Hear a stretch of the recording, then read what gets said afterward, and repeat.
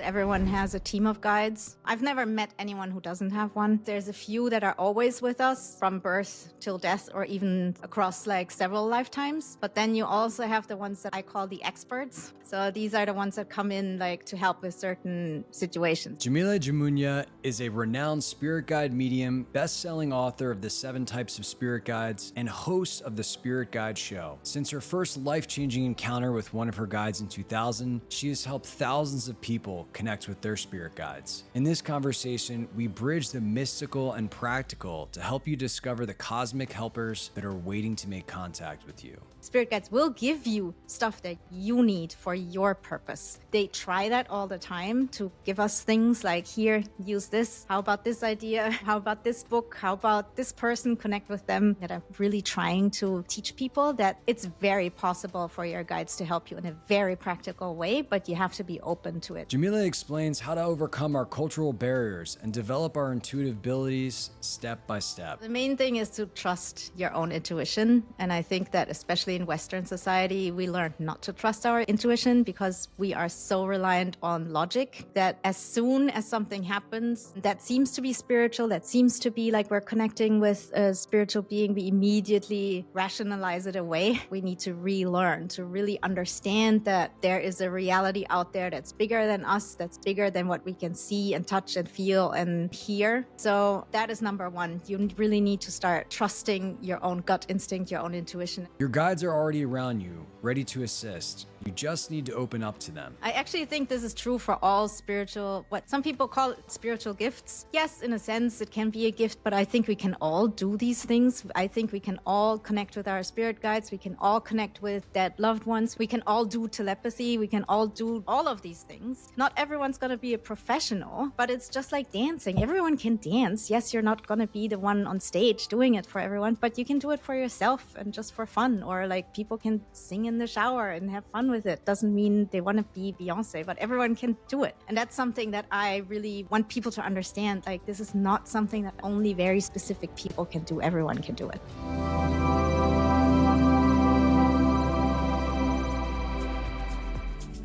Before we get into this conversation, I want to ask you to join this amazing community of consciousness explorers. This whole idea of pursuing expanded consciousness and the boundaries of human potential while living a modern life is relatively new, which is why we interview revered masters, teachers, experts, and practitioners to help you on your own journey. To stay up to date on the latest conversations, simply click subscribe below and you'll be notified each time a new episode comes out. I am so grateful for all of your support and comments. I love reading them. Now let's dive into this conversation. Yamile, it's wonderful to see you. Thank you for having me. I'm really excited to be here. Yeah, absolutely. I'm excited to dive into this whole world of spirit guides. You know, it's been something that has been coming into my own experience with greater frequency, which tells me that we are exactly in the right place today, having this conversation. And I think maybe to set the stage for everybody listening, how did this come into your own life? So when I was in my mid-20s, I was doing something completely different. I had a business teaching artists how to sell their art online. But in my mid-20s, I started being interested in my roots. So to put this in context, I was adopted as a baby, and I'm originally from Colombia. And all I knew about my birth parents is that my mother is of indigenous descent, so what Americans would call Native American. That's all I knew. And in my mid-20s, like I said, I started being really interested in my roots. However, it wasn't so much that I wanted to like really meet my birth parents per se, but I wanted to know more about generally my ancestors as a whole. And so I started looking a little bit into like the spirituality. I found out like that about shamanism. That was my first topic that I delved into, specifically shamanism in Colombia. And then once I started reading into this, looking into this, maybe 2-3 weeks in, I woke up one night and I opened my eyes. I realized that I can't move for some reason. Now I know it's called sleep paralysis. Back then I didn't know what that was. And when I opened my eyes, I looked towards the bedroom door and there was a guy standing. like an adult, was wearing jeans, no shirt, no socks, no nothing but just the jeans. He had short dark hair, looked South American, of indigenous descent. And he just stared at me and I just stared back. And for some reason, I wasn't scared. I have no idea why. For some reason, I knew it's a spiritual thing, but I saw him in full physical form. Like I would see you if you were standing next to me in this room. And so I just stared at him, and out of nowhere, he had this like red glowing orb the size of a baseball, maybe, and it was hovering above his hand. I think it was the right hand. And he threw it over to me. And I still remember feeling that, like the impact it made on the bed. And then the next thing I knew was that I passed out and woke up the next morning. And I woke up and I didn't even open my eyes yet. And my hand started searching for that red glowing orb. And then my brain started working. And I was like, whoa, what happened? What was that? I had no idea what was going on. And I called my friend who also started that spiritual journey with me around the same time for different reasons, but at the same time, I told her about it. We wondered about it. And then the funny thing was that 3 days later, both of us were signed up for a shamanism workshop in Berlin. I was living in Germany at the time. And we go to that workshop, and the guy who teaches the workshop, this was in the tradition of, what are they called? Neo-shamanism, Michael Harner, Foundation of Shamanic Studies. So the teacher taught us that how to connect with your spirit guides. And the first thing he said, when you connect with your spirit guides, here's how to do it, blah, blah, blah. But when you connect with your spirit guides, what usually happens is that they give you energy when you see them for the first time. Either they will like hug you and you will feel their energy go into you, or sometimes they will give you energy in form of a red orb, an energy ball.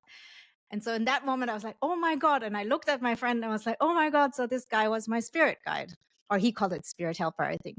So that's really how it started, because spirits literally started showing up in my bedroom. And that wasn't the only time. Over the next 15 years, I want to say, I saw all kinds of crazy things. Like I had 3 aliens in my bedroom. Same thing. Like I wake up, open my eyes, and there's 3 aliens, as if they had just come from a Hollywood movie. They looked exactly the same, like the big gray heads, big eyes, gray bodies. And I, again, just stared at them. They stared back at me. And the funny thing was, it was kind of like telepathy in the sense that I could sense that they were surprised that I could even see them. They hadn't anticipated that in some way. And so one of them kind of like ran over, and I say ran because it wasn't really running. He was suddenly next to me and touched me very lightly on the here on my wrist. And again, I just fell asleep, woke up the next morning and wondered what was happening. I also, when I lived in Barcelona, saw angels sitting on the tops of buildings. The same, also in Barcelona, I saw a nature spirit that popped out of the earth and just ran around, and all kinds of weird stuff. And I had no idea what to do with this. I was like, okay, this makes for great stories, but what do I do with this? Like, what's the purpose? And so I just didn't do anything with it for 15 years. And then in 2016, I think, it started changing a little bit in the sense that I would go with friends to a bar or something like that, and I would suddenly feel drawn to a specific person, someone I didn't know, someone at the other end of the bar, but I felt drawn to them, and I had to look over again and again, and I realized that I could somehow feel their energy, and eventually that I could feel like spirit guides around them. So it could be an ancestor or a nature spirit or an alien or something. And of course, I didn't want to go over and say, hey, I think you have an alien as a spirit guide. So I didn't. But eventually, after a few months of this happening from time to time, this happened with someone that I knew a little bit. And so then I was, okay, I'm going to go over there. I asked the person, hey, are you spiritual in any sense? Do you believe in spirits? And he said, yes, yes. And then I told him what I saw, and he confirmed that what I saw was right. And he already knew that was his spirit guide. And then I was like, oh, so I'm not making this up. There's something to it. And then about 6 months later, I took a nap one afternoon, woke up and had this huge download that kind of like said, Yamile, you are going to do readings, spirit guide readings. And I was like, no, because I don't know how to do this. And also because I have this business, it's not going so well. I need to focus. But it wasn't actually a voice. It was really just like downloads.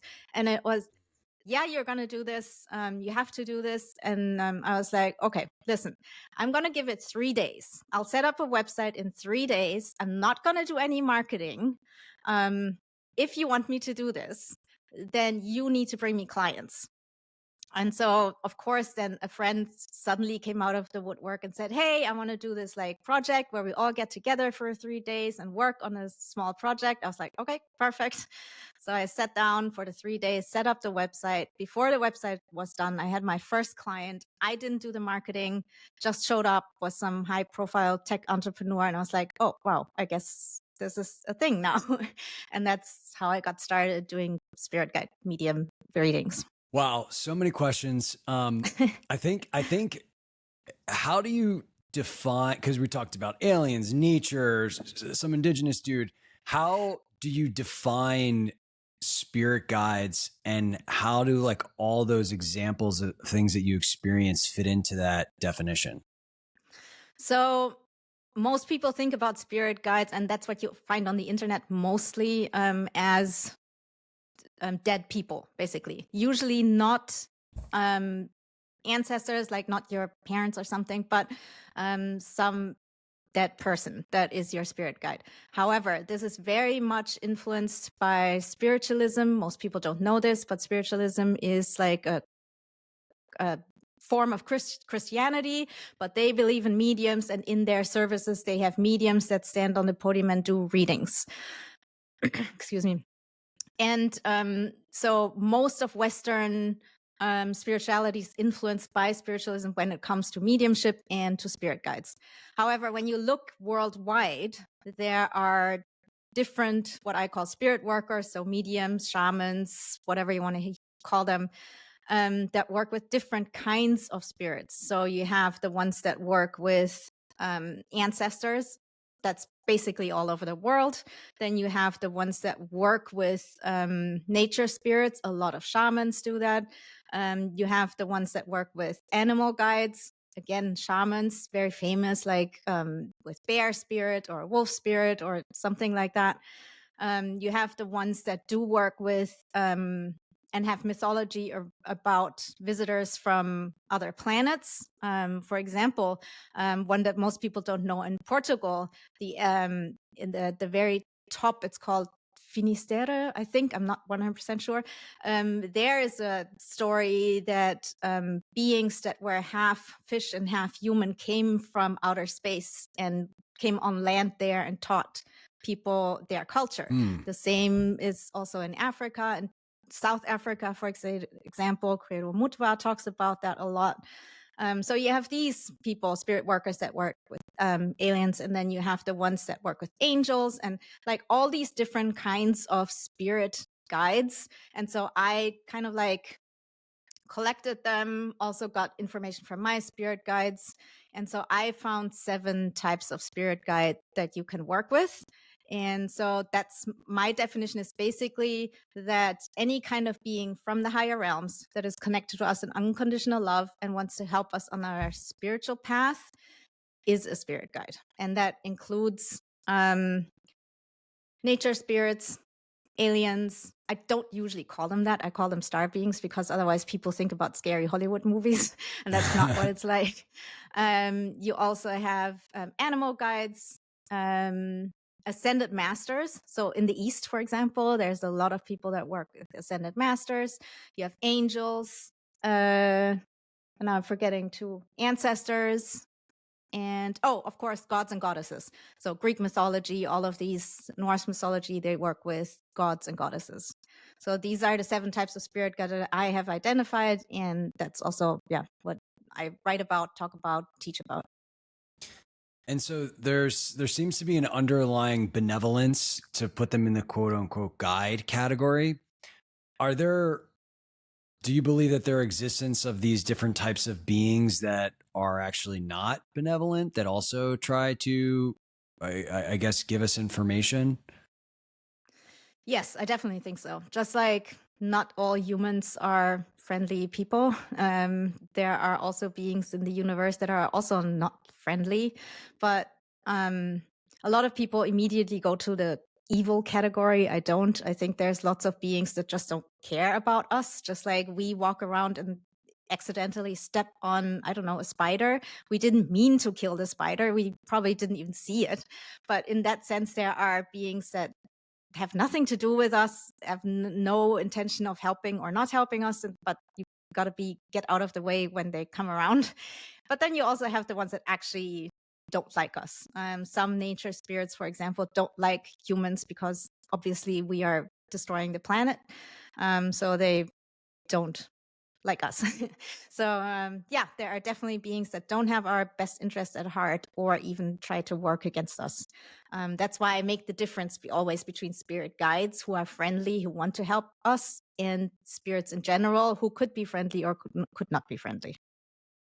And that's very well known in actually almost every tradition. And every tradition has ways to protect yourself and deal with negative spirits.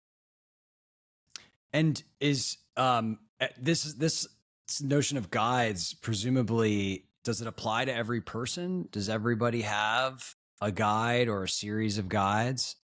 I think so. I think that everyone has a team of guides. I've never met anyone who doesn't have one.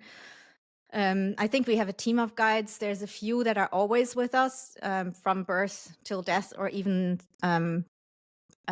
across like several lifetimes. But then you also have the ones that I call the experts. So these are the ones that come in like to help with certain situations. Let's say you're going through a divorce or you have cancer or something like that. And then an angel could come in to help you get through that time and help you process like the emotions around that. And then once you're done and healed and you can move on with your life, they leave and go somewhere else to help. So yeah, I think we have a team of guides made up of these main guides and experts, as I call them. And what are these guides guiding us towards? Spirit guides in general can help with all kinds of things, but mostly it's about soul development and also connected with that purpose. So they help us direct us in the direction of our soul purpose and soul development. Got it. So we have an intention before we come down here about what we want this lifetime to be about. And they're the quiet helpers behind the scenes, helping us make sure that we stay aligned to that. Yeah. Yeah, I think so. I do also think that our purpose is not fully set in the sense that it can't change or you make adjustments or whatever. I mean, it's life. But yeah, in general, that's how I see it.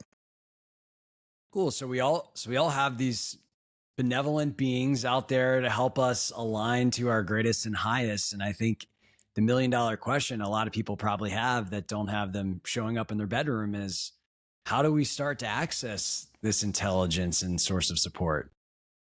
So the main thing is to trust your own intuition. And I think that especially in Western society, we learned not to trust our intuition because we are so reliant on logic that as soon as something happens, that seems to be spiritual, that seems to be like we're connecting with a spiritual being, we immediately rationalize it away. And so I think that is something that we need to relearn, to really understand that there is a reality out there that's bigger than us, that's bigger than what we can see and touch and feel and hear. And so that is number one. You really need to start trusting your own gut instinct, your own intuition. And that's kind of easy to do. You can play with it. You can just go through life throughout your day and just build that in, like gamify it in the sense that, for example, if you get on a podcast interview and you've never seen that person before, or even if you know that person, you could just like close your eyes for a second and think, okay, what color clothes is this person going to wear today? And then just guess. Don't make it too difficult. Just guess, write it down, see if it's right or not. Do it again the next day. The more you do this, the more you will see that your intuition actually is right, and that you don't have to second guess yourself so much. And it's important to start with these little things that don't seem important. But if you start with this, because there's nothing attached to it. Like your life isn't going to change if I wear something yellow instead of white. That helps you to really trust your intuition, and then you can apply it to bigger things like calling in your guides. I completely agree. It's definitely been my own experience that intuition is both something that can be emergent with the right conditions, but also can be cultivated like any skill with practice and continued application, and it just becomes more and more refined. And it's interesting that we don't, we just think it's this random thing that some people have and some people don't. We kind of treat it like a special case instead of like anything else that we want to become good at. Yeah, I actually think this is true for all spiritual, what some people talk about spiritual gifts. Yes, in a sense, it can be a gift, but I think we can all do these things. I think we can all connect with our spirit guides. We can all connect with dead loved ones. We can all connect. We can all do telepathy. We can all do all of these things. Not everyone's going to be a professional, but it's just like dancing. Everyone can dance. Yes, you're not going to be the one on stage doing it for everyone, but you can do it for yourself and just for fun. Or like people can sing in the shower and have fun with it. Doesn't mean they want to be Beyonce, but everyone can do it. So that, and that's something that I really want people to understand. Like, this is not something that only very specific people can do. Everyone can do it. 100%. And I would even add that the connection with the guides or higher source of intelligence and intuition can actually lead you to the specific spiritual gifts that you're intended to develop and gift to others. Absolutely. I actually have a story for this. This isn't my story. This is someone else I once knew. She was, I think half Native American, half Irish. And she was always more connected to the Native American side, explored that spirituality. Eventually, she came around to like also exploring her European Irish ancestry, connected with these ancestors, did a healing ceremony, and then suddenly was able to see fairies in the woods, like literally with her eyes, as in physically seeing fairies. I thought that was such an amazing story. That's really cool. I want fairy eyes. Yeah. Yeah, me too. It's funny. I actually, when I was like probably 4 or 5 years old, I woke up seeing someone standing in my bedroom at the edge of my bed. I didn't have the courage or wherewithal that you do to face it. I was actually scared shitless, and it was a very traumatic thing. But yeah, just the awareness around this stuff definitely makes a lot of things start clicking. A lot of things start making sense. Yeah, I think the thing is, when you experience something like this yourself, then you know there's something to it. You don't need anyone to convince you. You don't need a lot of like proof, because you've seen it or you've experienced it in some way. But it's difficult to explain it to people who haven't experienced it yet. I hope you're enjoying this conversation so far. If you like what you hear, let me know by clicking like, subscribing to the channel, and responding with a comment around something that you found interesting in the conversation so far. In addition to these videos, I do a lot of writing on the exploration of consciousness and my own personal revelations in my newsletter called Consciousness: The Doorway to Human Evolution. To receive these updates and more, all you need to do is simply head to the link in the description below, and you'll be added to the community of 20,000 plus consciousness explorers receiving weekly ideas and inspiration in their inbox. I look forward to hearing from you there. Now let's get back to the show. Totally, especially when we've just been completely conditioned to dismiss this stuff. And I definitely want to talk about how to break through that conditioning. But I think, people probably listening are like, okay, so is my spirit guide going to just talk to me when I try to connect to it? How does what are the practicalities of the communication? And how can we learn to discern between the information from our guides and, stuff coming up from our consciousness patterns and places like that? So, this is something I learned in my mediumship when I was trained to be a medium. So there are what they call clairs. You've probably heard about this before. I think it's 6 clairs, and they correspond to our normal senses, our physical senses. So you have seeing, hearing, feeling, smelling, and tasting. And so the corresponding clairs are basically an extension of these. If you want, you could see it like you have like these senses that go out and see something, hear something, and the clairs are just an extension that reach into the non-material world. So, and you have clair audience, which is clear hearing. So that comes from French, and that's the correspondence to obviously hearing. You have clairvoyance, which is clear seeing. You have clairsentience, which is clear feeling, and you have clear scent, which is clear smelling, and clear gustance, which is clear tasting. And then you have one extra one, which is claircognizance. And claircognizance is when you have these like sudden insights or downloads, and you don't even know where they're coming from. It's not through a sense, it's just suddenly there. And most people have like one or two that they prefer, just like how their personality is, how their body works, whatever. And that's where you need to focus really when you want to connect with your spirit guides. The first thing you need to know is like, what is my main clair? And you can find that out by just really looking at your own life and your personality. Are you a visual person? Then probably clairvoyance is your thing.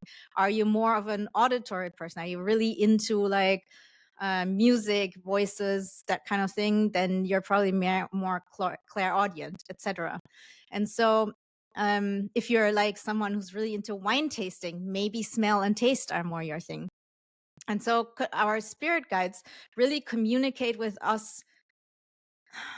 It's almost like our spirit guides are up here, and I don't believe in up and down, but it's easier to use this example. But let's say our spirit guides are in this dimension, we are in this dimension, and we need to meet in the middle.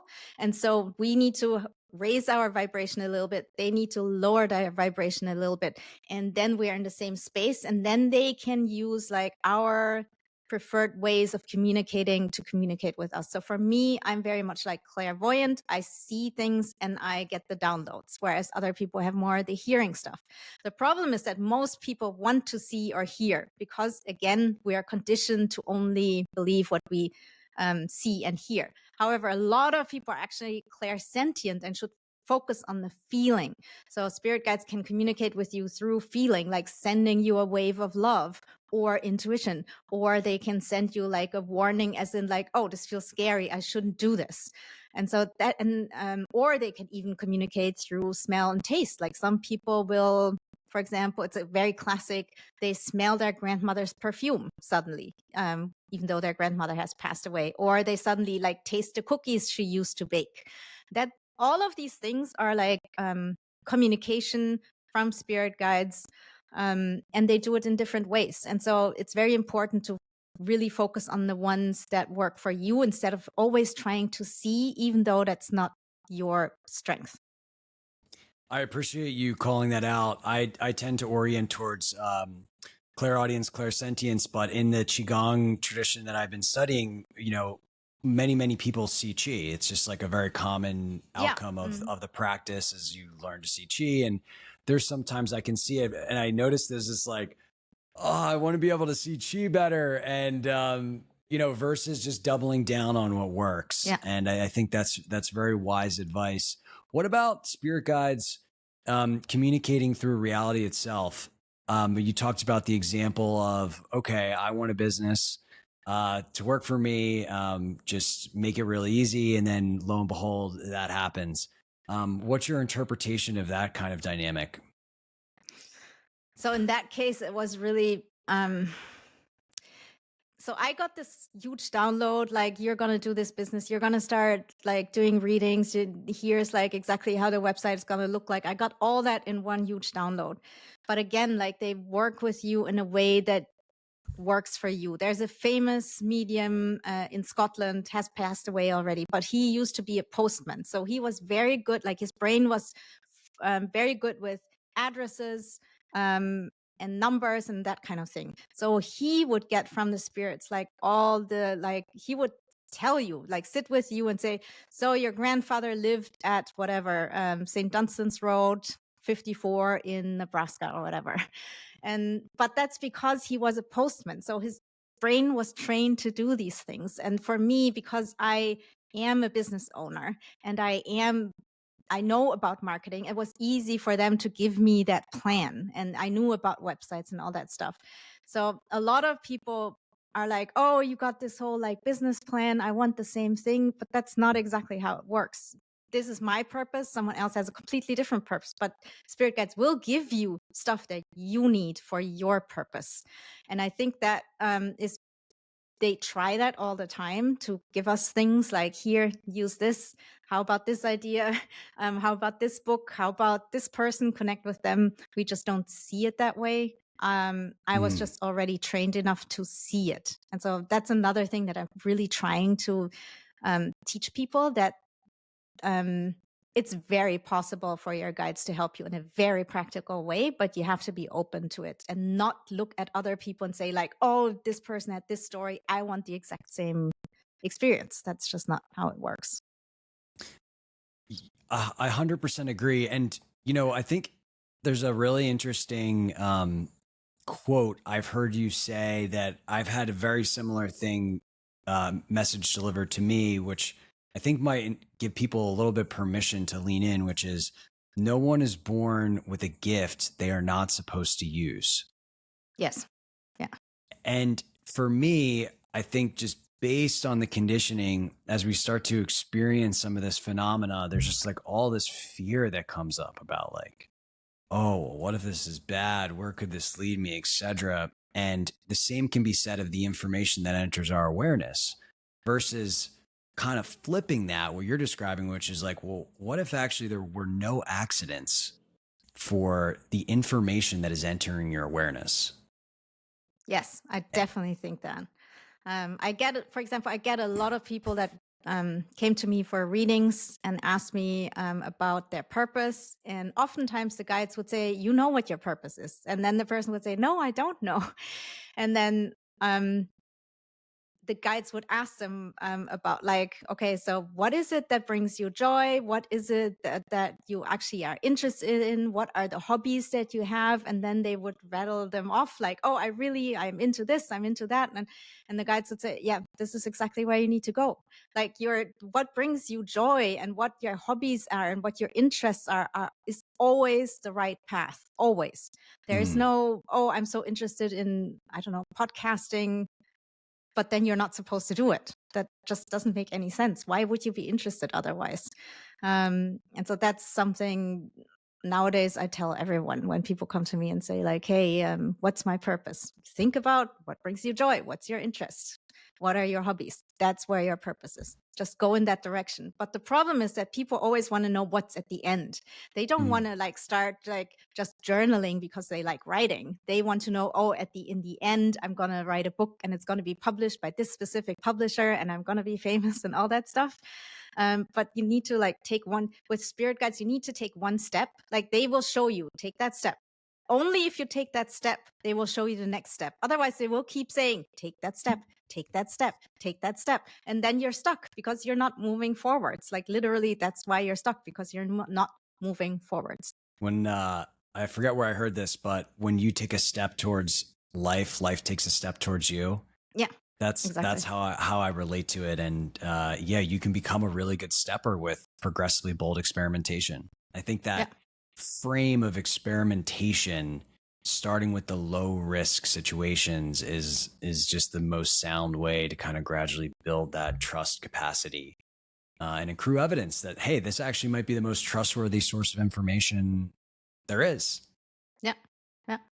How do you help people balance rationality with this, which is, I think, kind of largely what we've been conditioned to believe is the intelligent way to approach decision making and choosing actions? To be honest, it's quite hard to get people to shift that a little bit. But mostly I try to do it through, like I said in the beginning, like these little exercises that people can do with their intuition to just like take a little step in that direction so that they can get out of that mindset, that Western materialist mindset. So yeah, like I said, I will give them little exercises, gamify it a little bit. And that's how most people can slowly get there. The other thing they can do, obviously, is look at other cultures, because in the West, the other problem is, and it's actually related, is that we were disconnected from our ancestors. So especially people who are from Europe or have European ancestry, when Christianity came in and suppressed everything that was here before, and the witch burnings and all that stuff means that in Europe we lost our spiritual roots. And so because with the spiritual roots, we lost the whole concept of there's a spiritual world out there, and we focus in on just the materialistic. And now I forgot what I was going to say. Sorry, what was your question again?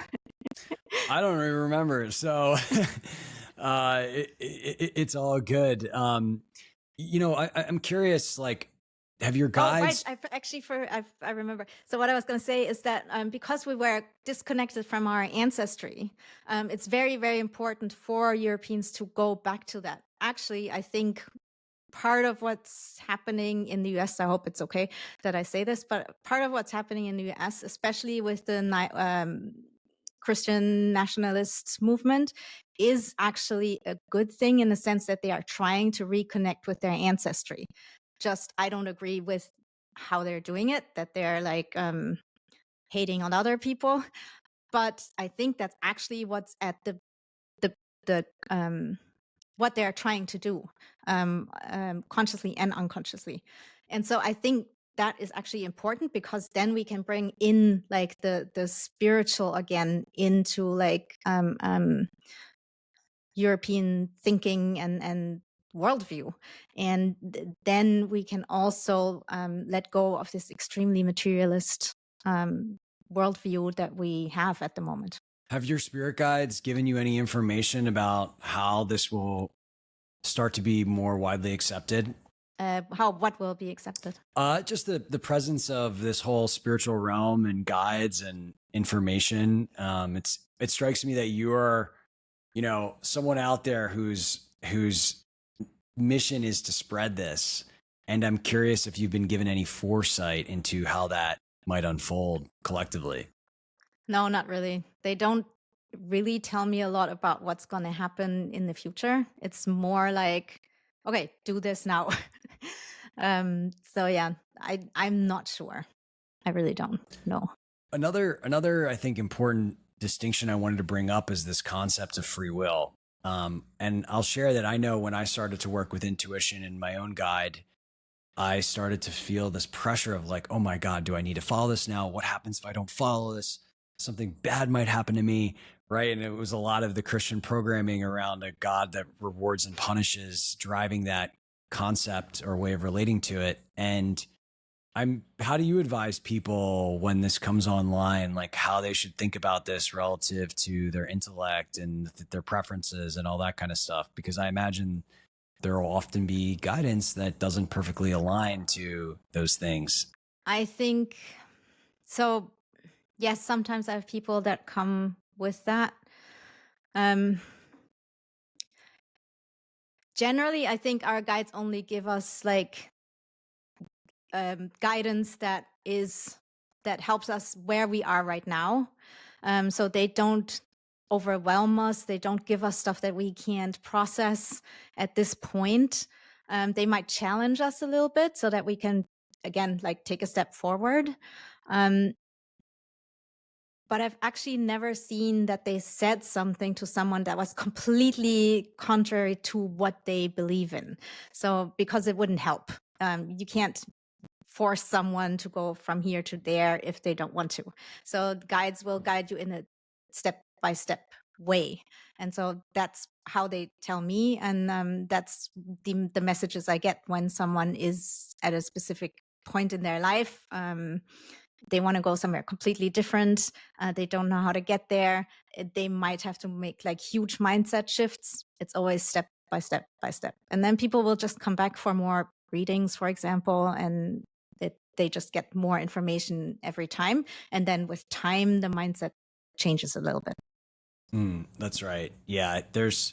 I've noticed there tends to be this correlation between like level of trusting the information and reliance upon it, where it's like over time you start to get guidance, you start to see the evidence, you start to trust more, you start to trust more, you start to rely on it more, and then before you know it, the primary compass may shift away from the intellect to some of this information that can come through this source. Yeah. So generally, spirit guides don't give you anything you can't deal with. Yeah, that's how I see it and how I experience it. And yeah, so a lot of people that come also, especially from a Christian background, have that whole like guilt feeling, and also the whole thing about like when you work with spirits, you're evil. Like there's passages in the Bible that say that you shouldn't do these things. But there are also passages in the Bible that say that it's okay. It talks about spiritual gifts. They usually don't know these, but yeah, it's difficult because they have this like it's so internalized, this notion of like you are not allowed to do certain things, and if you do them then you get punished, like you said.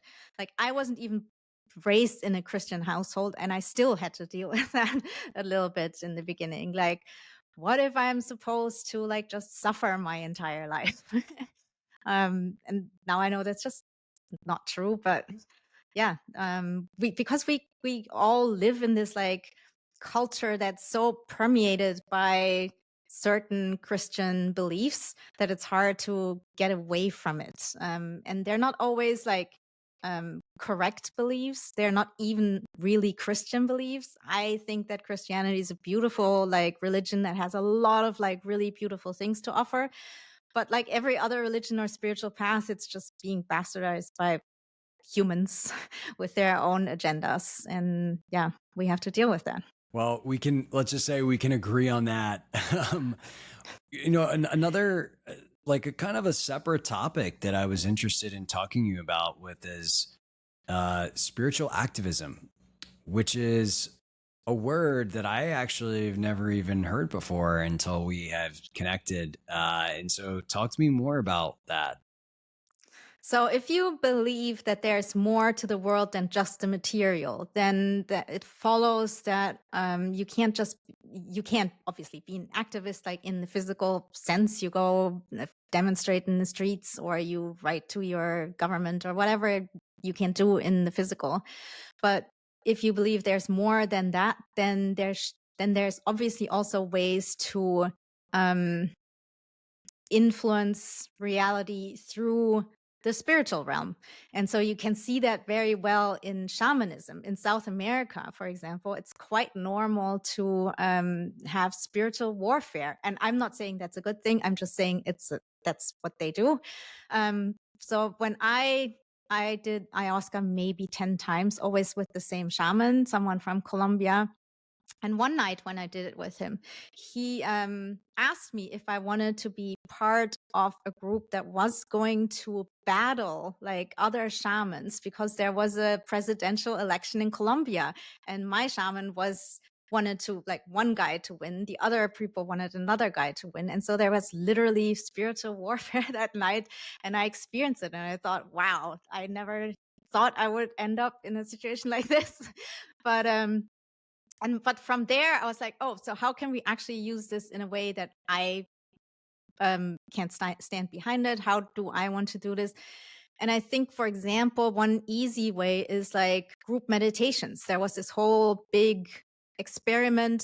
I forget where it was, somewhere in the US, Boston, maybe Washington, where like tons of people, thousands of people meditated, and then the actual crime rate dropped during that meditation. That's a kind of like spiritual activism. There's also bringing in more positive spirit guides, really stepping into your power and really living your purpose is also spiritual activism. So I think there's lots of ways, and I'm just now starting to really look into this. And I want to, maybe build a group of people that want to do this in their own ways. And so that we can influence the world in a way that we want it to be. So I'm personally for inclusivity, and that we all work together and create win-win situations rather than, for example, I have power over you and therefore I'm better than you. I don't believe we can get anywhere with this. So yeah, I want to do more spiritual activism in this direction. So I might start with group meditations, but I want to learn more about it and see where this goes, because there's a lot of tradition around this. Like I said, South America, but all cultures have this really.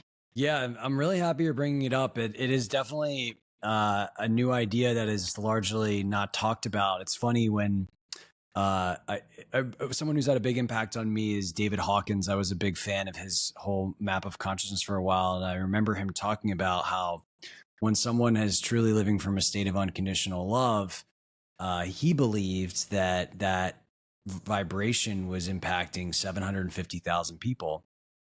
And, who knows whether the numbers are right, et cetera. But I can definitely tell you that, like, when your heart is fully open, like, there is a rippling effect around you. Yes. And you just can so easily observe it. And so I think it's really an interesting idea that, like, in this materialist culture that we live in, everyone is obsessed with, first they're obsessed with themselves, but then they become obsessed with impact, and impact is measured in all these kind of physicalist ways. But what if impact was measured by your vibrational effect on everyone around you, and the specific activities that you do that it can enhance that, like group meditations. Yeah. And so or even just meditating by yourself in your own living room. Maybe if you meditate, you get this like whole field around you, and it impacts your neighbors and the people that are walking by your house in the street, and that even by yourself, like even if it's just one person that feels that energy, it might make a difference. 100%. 100%. And I think there's definitely a there, and I'm excited to see more people talk about it. And I do also think one of the other things that you touched upon that we've largely lost just an understanding of is, it seems like a lot of the ancients really understood the power of groups.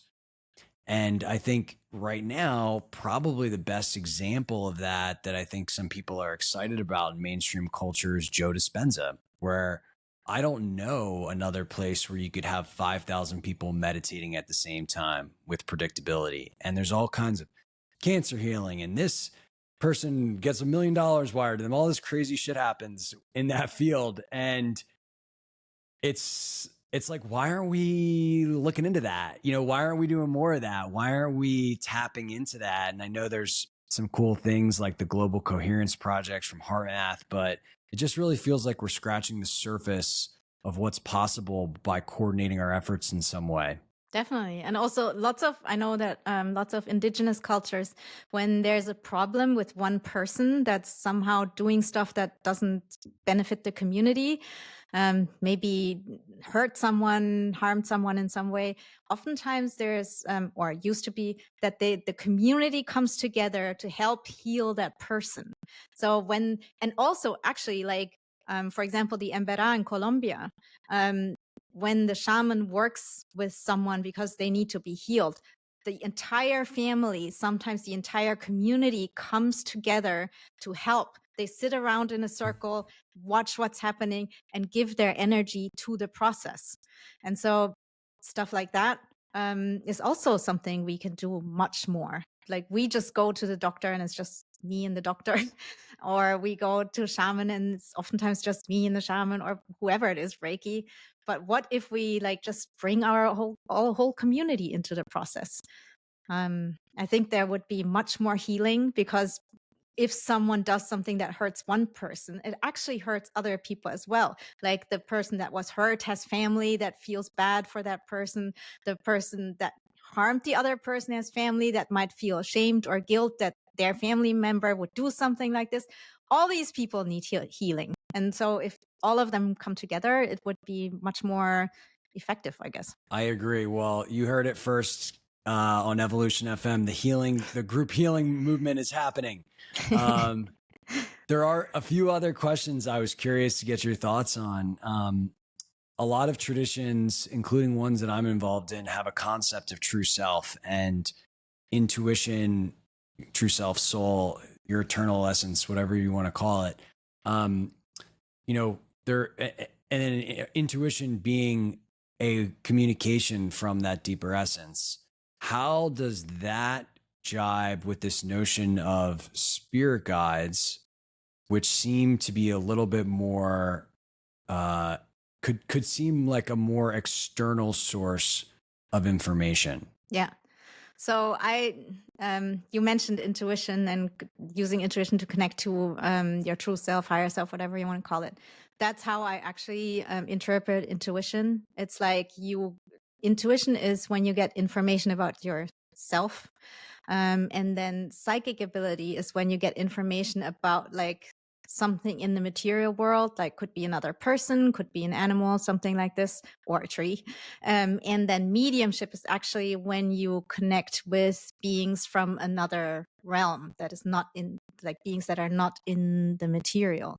So that's how I see like these different ways of communicating, or no, not ways, communicating with different realms, basically.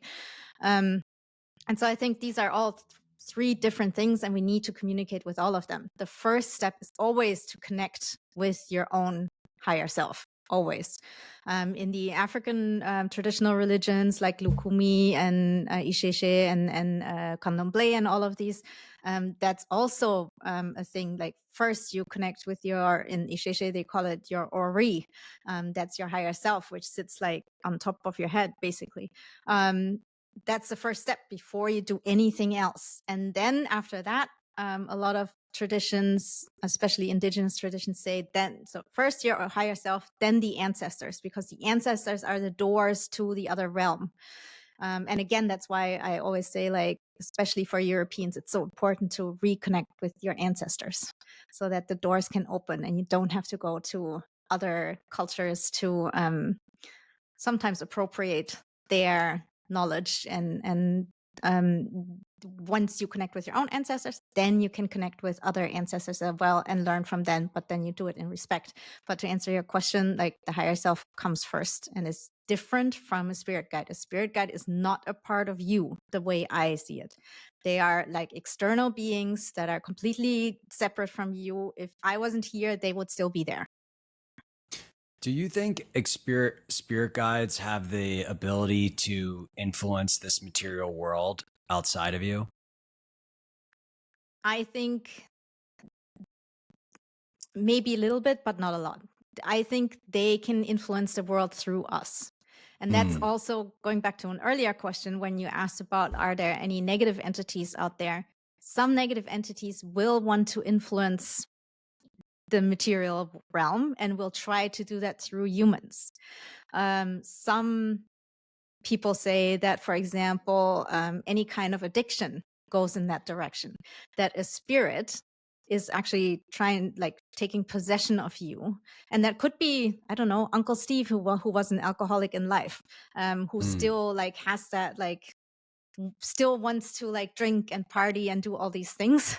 So he attaches himself to his nephew or his niece, and then they go into this cycle.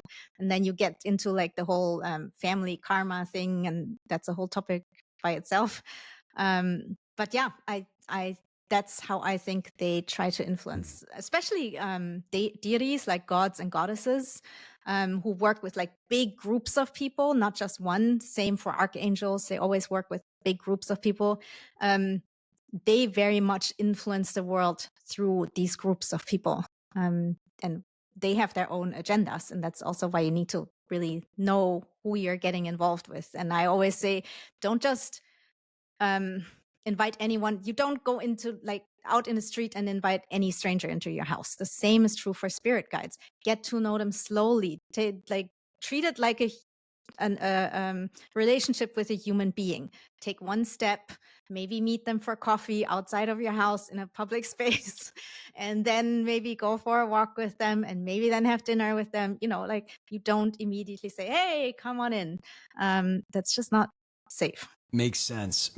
And I definitely, have felt at times like I've had things attached to me that were essentially merging with my consciousness and inserting information that was not supportive. And so I very much believe, I believe in that big time. Yeah.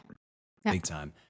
One thing I heard you talk about that I thought was interesting was this notion that deities when you're working with them, they like to be worshiped.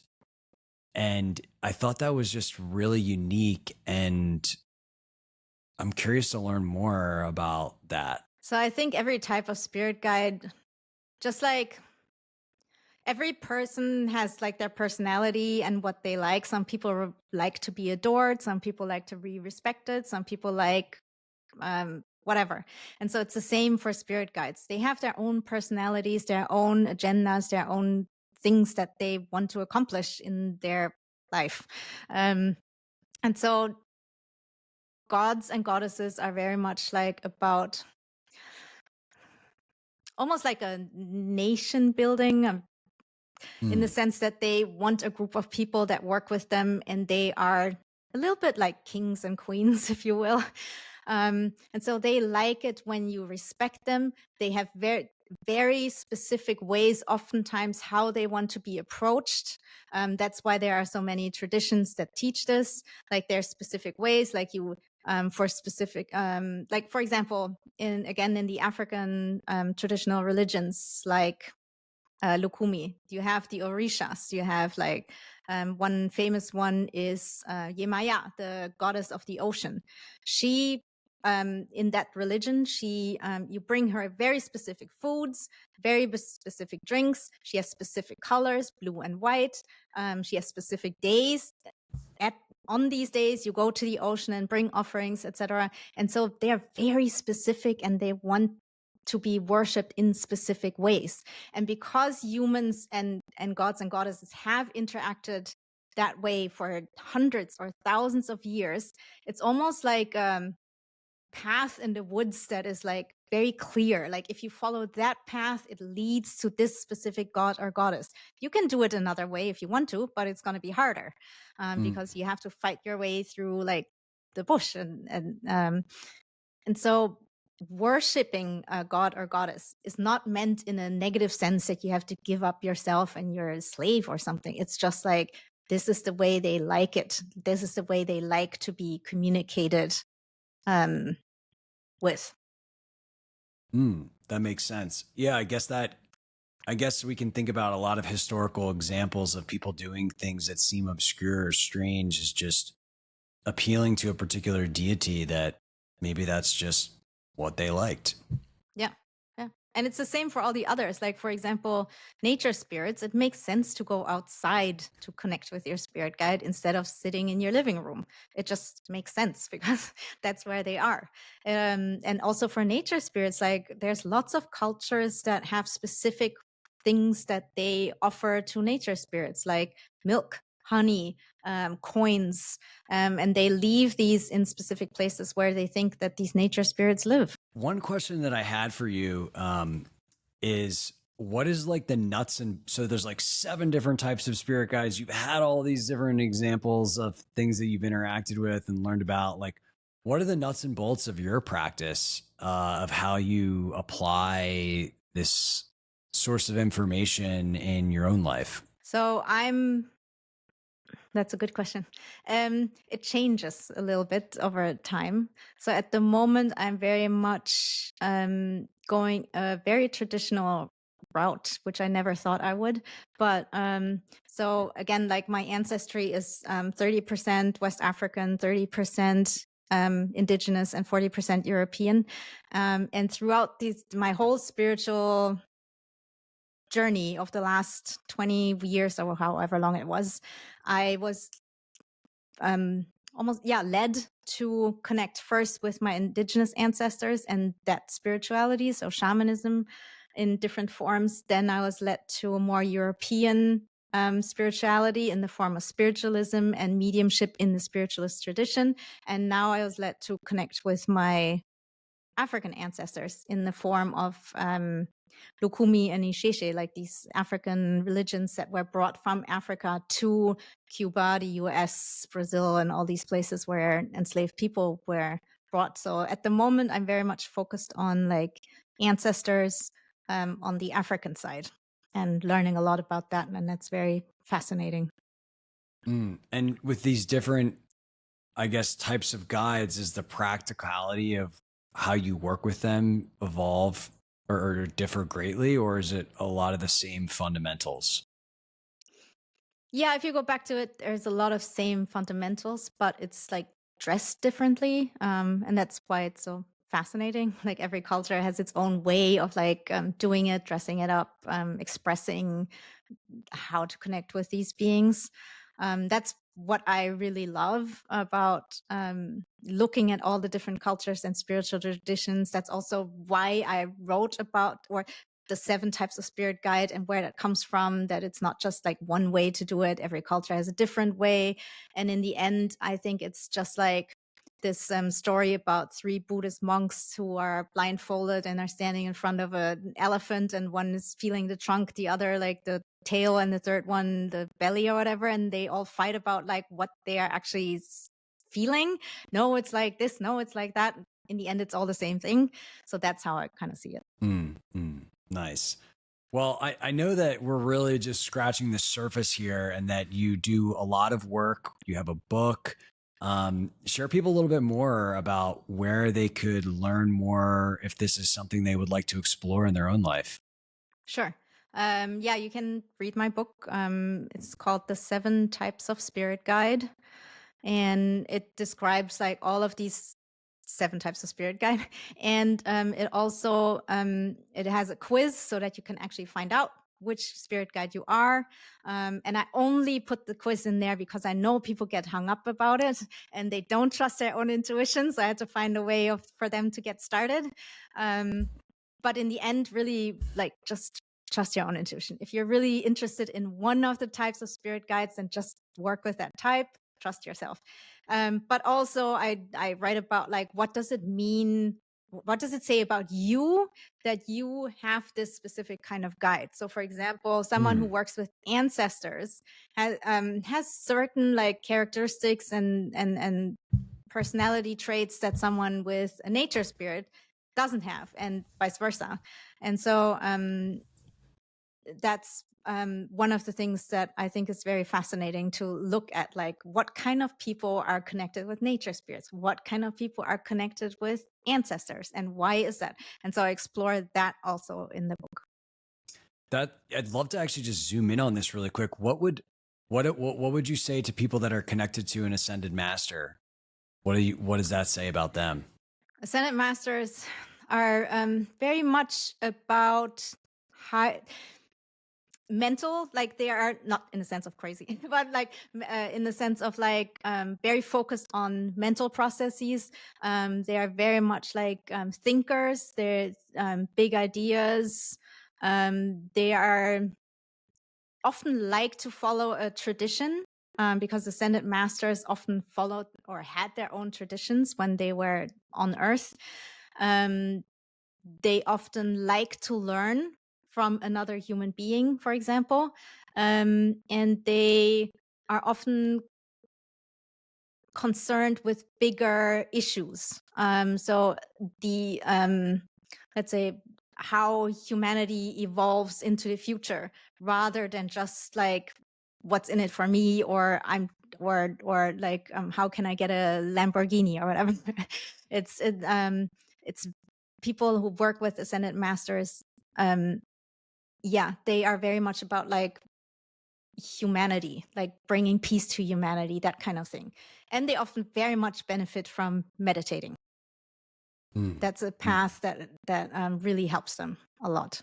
So it's also a lot about like, because they are so very much in their own heads, that they benefit from like really understanding how their own brain works, how their thoughts work. So controlling their thoughts in a sense of like, okay, so I'm having this negative thought. Is this helping me? No, I'm letting it go.